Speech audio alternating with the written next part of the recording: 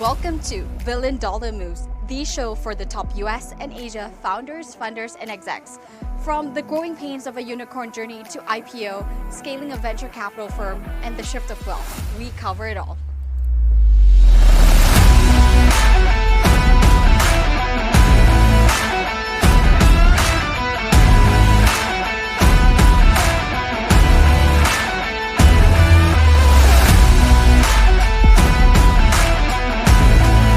Good afternoon, everyone. It is such a pleasure to be back here.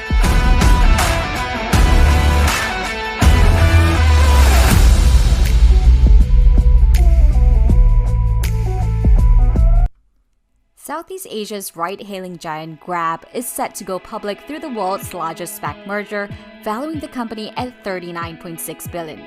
Fresh off the announcement, this week we talk about the rise of startups in Southeast Asia.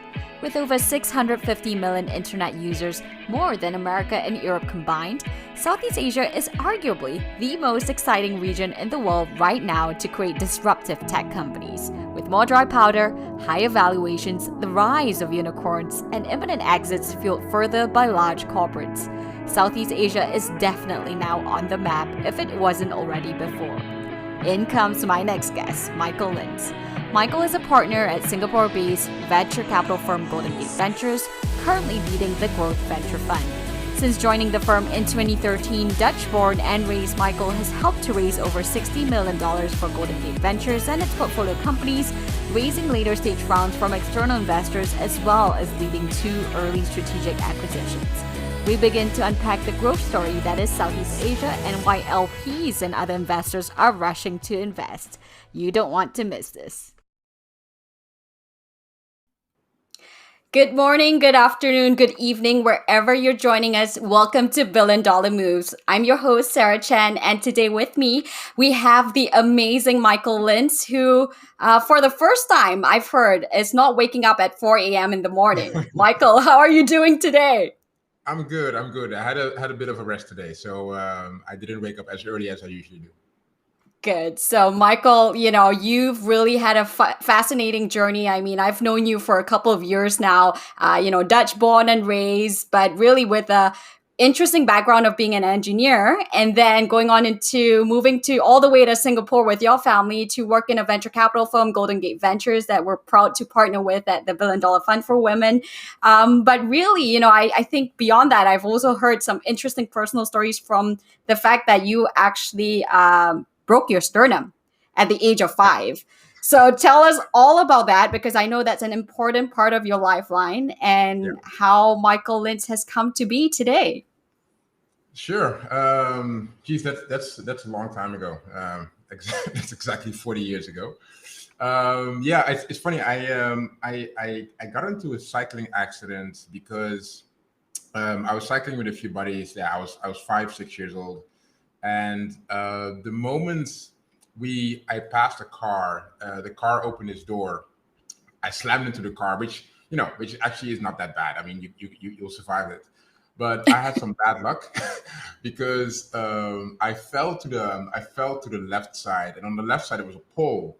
So literally, my chest, the first thing my chest hit was not the ground, but it was actually the pole, and that's when I cracked my sternum. So I've always had issues breathing since. Yeah. But yeah, it's fine now. I survived. Yeah, well, and you are an athlete beyond being a venture capitalist as well. So, and this really speaks to your spirit of just resilience and just, moving forward no matter what, and making some of the hard choices. And I want to talk a little bit about that before we go on to the exciting topic of the day, which is the hot week that is Southeast Asia. But really want to, dive deeper into the person that you are and, what really got you excited about venture capital and particularly in Southeast Asia? So I think for my background, I've always been in technology. I got my first computer from my dad. I think it was an MSX, and I was like 7 or 8 years old.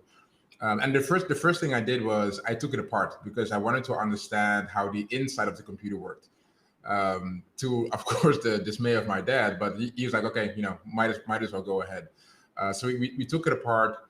I tried to understand, the kind of inner working. So we were kind of working on the motherboard, so getting an understanding of how the chips work. So I've always had a fascination for technology since an early age. Kind of following in my dad's footsteps. So I studied computer science and engineering. It'll show my age, but I learned how to code in assembly very early on. So yeah, really, really old school. But yeah, just technology kind of stuck with me, and it's always been part of my career. And So how did even it my lead you? Yeah, all the way to yeah Singapore. yeah. So even my first job at ING was literally being in technology. My first business was a data center. Eventually, it evolved into a data center, which we built ourselves. That company got acquired. I think after the acquisition, I was really thinking of what could be a next step in my life. And the one thing I learned was I had a lot of mentors and friends literally help me when we were building our business. And I thought the one thing I can do after the company got acquired is give back. So I started advising a lot of founders and helping out, and in some case even investing. And that stuck with me over the years. And I said it will be great to do this like in a more structural way. So Mm-hmm. what ended up happening was I wanted to learn more about investing and how to invest. So I did a few of executive courses at Harvard in Boston, and one of my classmates, he actually lived in Singapore, and he was telling me about there's this like really cool. It's a new fund. Singapore is like a coming hotbed for startups. This is back in 2012. Right. So I was like, sounds amazing. So I bought a plane ticket to Singapore, just kind of get an understanding of the ecosystem. Met Vinny Loria and Jeffrey Payne of Golden Gate Ventures, and yeah, almost the rest is history. So I stayed in Singapore since then. And what was it that, I think it's interesting that you had a sort of a quick sense to, pick up that Singapore was the hub back then, when even venture capital was relatively new and was just picking up, right? What sort of struck you then when you were learning about the ecosystem and made you take that big leap and big jump? I mean, to be fair, I'm not that big of a visionary, so I didn't know this was going to happen, after 10 years. But Right.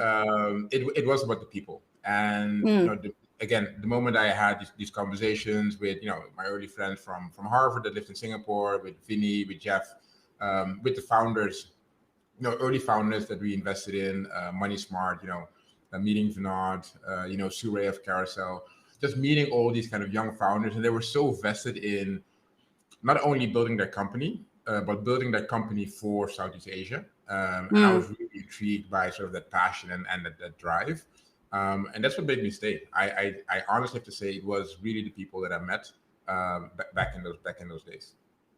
Yeah, and I think that's it speaks volumes, right, in terms of what investors really look for. At the end of the day, I mean, it's the people. Yeah. So definitely something that I see a lot of investors, and in fact, I was just tuning into Patrick Grove, a big internet entrepreneur as well, and back when I think he was reflecting on his time, his first exit, he was thinking what's going to happen next, and for him, it was about proving that Southeast Asia and the power of technology and internet is possible. And that's what keeps him going to serve, like you said, the people of Southeast Asia. So turning now then to Southeast Asia, it is a very hot week. And I am so glad that, timing worked out for you because we're in the heat of the action. Right. So Grab just made a huge announcement of going public via the largest SPAC merger with Altimeter Growth. So that's a big one, valuing it at $40 billion. So it's a ride-hailing app that has become essentially a super app with embedded finance. Beyond that, Bukalapak just had another fundraise with Microsoft, and Fave as well in Malaysia just had an exit to Pine Labs in India. So really, really exciting week. What are your thoughts here on everything that's happening? What's going on in Southeast Asia? Paint a bit of a landscape for us. Sure. It's funny though. So because all the news happened in almost the same week. Uh, Literally. you know, yeah, I've been getting calls like, hey, congrats, and it's an amazing week for the ecosystem. It definitely is. But we've been here for such a long time. We've kind of seen these developments over the past years, and Mm-hmm. I wouldn't say we knew this was coming exactly, but we saw the interest for the region grow over time. And I think there's a few things that have been very important, that have led up to this week. Um, about 10 years ago, I'd say, you mentioned it yourself, Sarah, the ecosystem was very nascent and very young and very early. There weren't that many funds. There weren't that many founders actually building companies. And it was very concentrated to like a few countries and a few founders. What happened over the years was founders got more resilient, just in general. So people looked at the early founders and said, hey, this is actually an amazing journey. I have a passion about a certain industry or a certain topic. I can build this business as well. So people left their jobs and decided, I'm just going to go at it. I think they were comforted by the fact that there were more and more investors coming to the region over the past years. I think what was a big spurt, or a big ignition for the ecosystem was 2015, 2016, when a handful of Series A funds came online. Whether or not backed by Singapore Temasek, but a lot of these funds kind of helped get sort of this first stage of entrepreneurs to the second stage. Now, in 2017, 2018, we saw the first signs of exits, and exits were around, I'd say, the $100 to $200 million range. But the fact that they were actual exits showed that there was life into this ecosystem. So you saw Gojek, you saw Grab making a number of acquisitions. A lot of the acquisitions were actually from the local of the regional unicorns. Right. But it also kind of helped showcase that there is something happening in the region.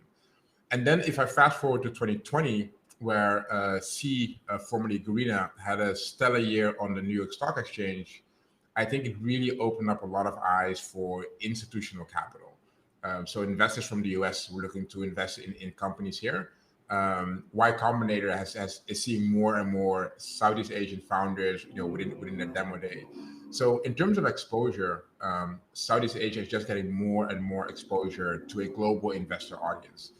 Well, that obviously will lead to more capital coming to the region. That will lead to more companies getting acquired. And then I think, with the rise of SPACs in 2020 and 2021, it was sort of the final push that the ecosystem needed. And now with Grab, it shows that, oh man, it is possible to generate a multi-billion-dollar company, to literally compete with the likes of Uber in a sense, and to be this super app for the region. So I think this was sort of the final push that the ecosystem needed to showcase the world that it's matured. Two, there are amazing founders, and three, it is possible to actually generate exits from this ecosystem. Yeah, and I love everything that you picked up upon there. And I think funding, flushing cash into the ecosystem, especially when it's nascent, is necessary. In fact, last week's episode, we had Chris Schroeder, an American investor who is, investing in the emerging markets. And I've heard you speak about investing in emerging markets as well. Before we talk about the exits, which is exciting, and love to, go deeper on that. I want to hear a little bit about what you've learned over the years in investing in emerging markets, right? Southeast Asia, despite all of this great news just this week, compressed into one, as you said, it was a journey. I remember Grab knocking door to door. The infrastructure is not fully built up. There's a lot of challenge actually in even just building a startup in Southeast Asia, where it's very different from country to country. So even the fact that we have 650 million internet users, right, from Vietnam to Singapore, it's a totally different landscape. So talk to us a little bit about what you've learned in investing in these different markets here, and what's changed over the years. Yeah, so I'll give two perspectives. I would say one is our perspective of investing in the region itself, but I'll give a perspective as a venture capital firm who's been fundraising over the last 10 years as well. What was interesting in the first few years, we really had to explain and almost market the region. We weren't even marketing our fund because we didn't get the chance. We always had to convince investors to even look at Southeast Asia. If you look at investors looking at the Asian market, they would typically look at India and China first, which makes sense. Huge markets, huge potential. You can say, those are homogeneous markets. And they felt that, Southeast Asia was still, it was difficult because there's so many different countries. It was very young, very early. Sort of the landscape wasn't fully matured yet. So, in our initial years, we really had to sort of fight for attention from large institutional investors. And that definitely took a bit of time. I think at the moment, it's a slightly easier journey because you don't have to explain why we are investing in Southeast Asia. Everyone kind of understands. And it's more about the strategy and how you are picking your targets. When it comes to investing in companies, we've learned a bunch. I think the initial perception was you can actually build a company which is almost siloed. And I think more and more we're realizing, whether it's across our portfolio or of our peers, a lot of companies end up working with each other. And you'll see this within the e-commerce and the fintech space. A lot of the large, sort of e-commerce platforms work very closely with a lot of the fintech players, whether in Indonesia and Singapore, Malaysia. Right. And it kind of goes hand in hand. So it's a very collaborative, in that sense, it's a very collaborative ecosystem. So one thing that I've learned. The second thing is the importance of scaling across multiple countries, and it's not to be underestimated. I think, what we've seen over the years is for any founder that becomes a number one or number two within their home market, the need for them to expand to a second country and become the number one and number two in that specific country is extremely important in terms of getting the company to scale and finding later stage investors as well. So that's extremely important. But here comes the tricky part.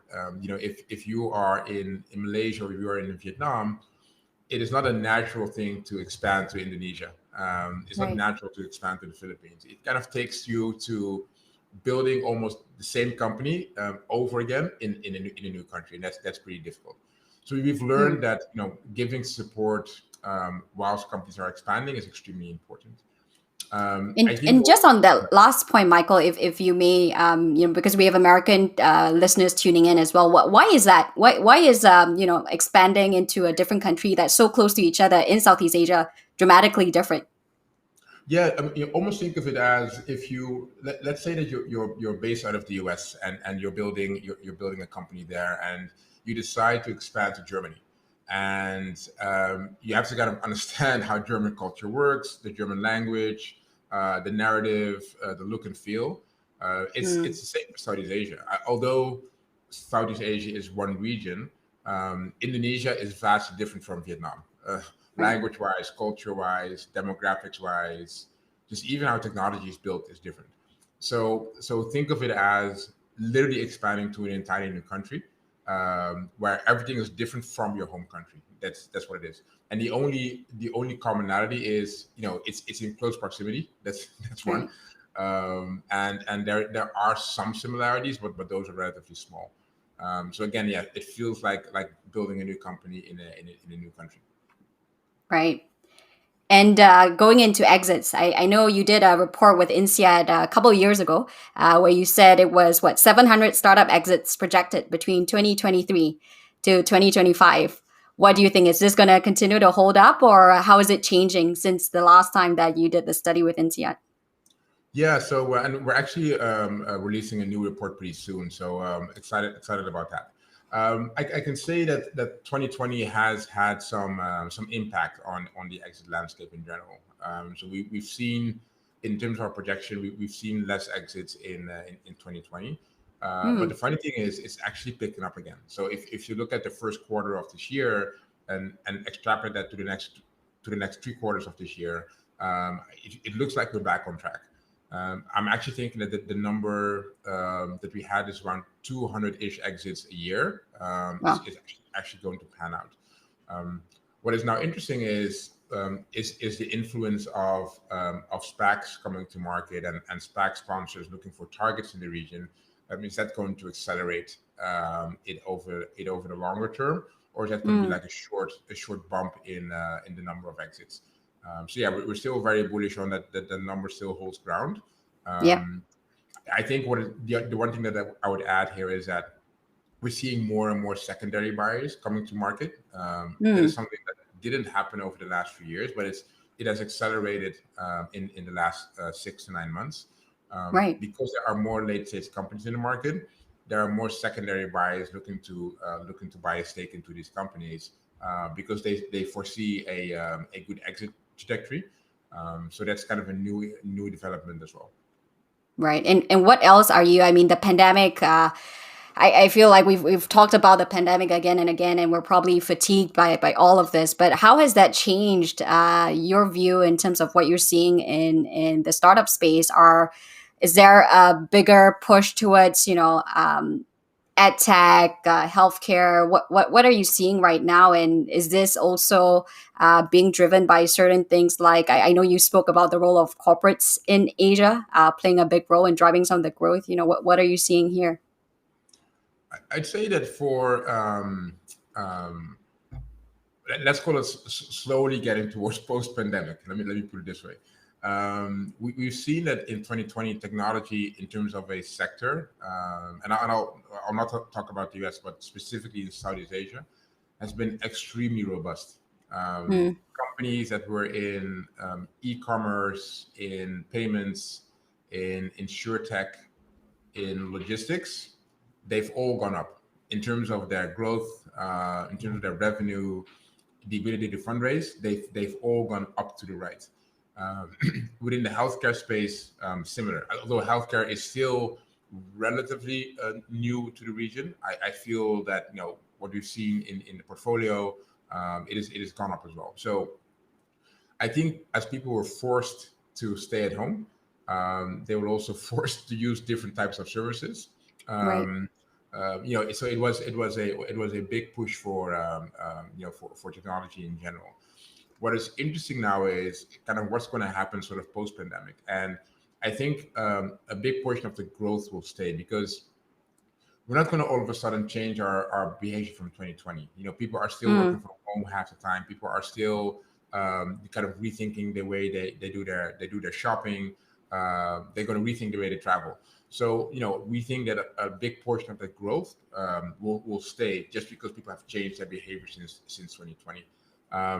I think on the education side, what is interesting there is a lot of the companies that have worked with the actual education institutes, and whether it's K-12 or adult education, I think there's now a closer relationship between technology and these institutes. And we're going to see some interesting developments there as well in terms of homeschooling, K-12 education, tutoring, the way we're going to do exams. So I'm pretty excited there as well. Right, and which I think is super interesting, right? Because as being a transplant from different places and seeing the different environments, and now raising children in Singapore, the fact of using technology and really integrating, working remotely, even that thought of not coming into the office and seeing your customer or your stakeholder is very different for an Asian person and the culture. So I think definitely a big shift there, which is going to be exciting. So now I want to turn to a more personal side of your story. I know you have been thinking very deeply about your role and your voice and against the backdrop of what's happening in America right now, the racial reckoning of the last year and, the current trial that's happening and just the reckoning that's happening all over the globe. You've been asked also to participate in a documentary, Broken Chains. Can you talk to us a little bit about that and what sort of prompted you to take this step forward here? Sure. Yeah, that's definitely very personal. I think myself and a lot of my friends, either back in Europe or in the US, this is funny. I think everyone is using the word exhausted. It was just very, very tiring to even, turn on the TV and watch the news, because it felt like every day something else was going on. And yeah, seeing another black man being killed by the police, at some point, just enough is enough. And, to an extent where everyone sort of accounted racism in, sort of in a different way. Whether it's a very unfortunate police brutality, whether it's the way you're treated within the corporation, whether you have sort of access to capital or access to education. So I, as many others, I kind of wrote down my feelings in a Medium post, and I didn't expect so many people to respond to it. I literally had, not exaggerating, I had, I think, over 50 phone calls, Wow.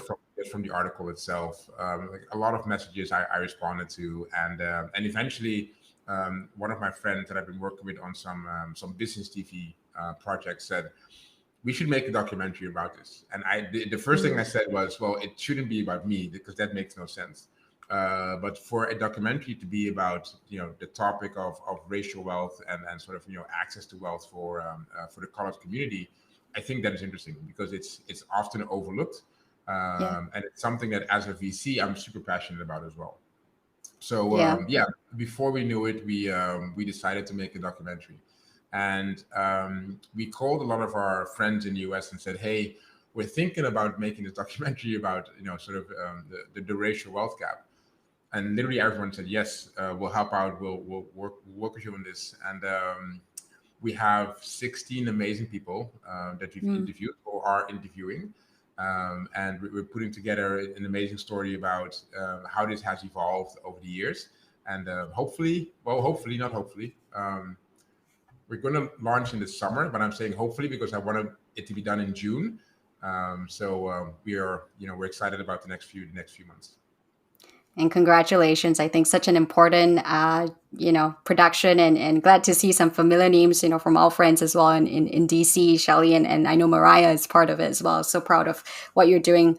Really important. And finally, to take us home here, this is a really short show, and then we're going to jump on Clubhouse for, the post-show discussion and dive a little bit deeper. But you've said on the pandemic, and I just want to, really dive deeper in terms of your approach here in some of the life lessons that we can pick up from you. And you've said that as months pass by during the pandemic, they start to feel like it's Groundhog Day, right? So beyond everything else that's going on in the world, we are feeling exhausted. What is your advice to founders who, by the nature of their business itself, it's exhausting, right? Entrepreneurship, people don't talk about the bad side of the hustle enough. Yeah. What would your advice be for founders and funders tuning in that are working hard here? Yeah, I'll add one thing, and I'll like 2019 for a lot of people, myself included, was about working hard, being on the go all the time. I'm at another airport, I'm in another country. Look at me doing amazing, and I think sort of that cadence became normal, and you didn't have time to sort of stop and think about life, family, work, your colleagues, your own goals. And then 2020 hit like just like a brick wall, and we had to stop and think. There was no other choice. And the one thing I didn't realize was this feeling of this Groundhog Day feeling. It doesn't happen all of a sudden. It happens like very slowly over time. Yeah. And you're like, why do I feel different than I did last year? So I think for me, my biggest lesson was to kind of, stop and stand still more often, and really sort of, I wouldn't say reset because you don't always want to reset, but at least think about, what have I achieved? What is the impact that I've created? Am I feeling happy? Am I feeling unhappy? And why is that? So just being more self-aware and spending more Right. time. So one of the things that were important for me is just, break the day in half. Like small things that I didn't do in 2019 is just go for a short walk, Yeah. and do nothing.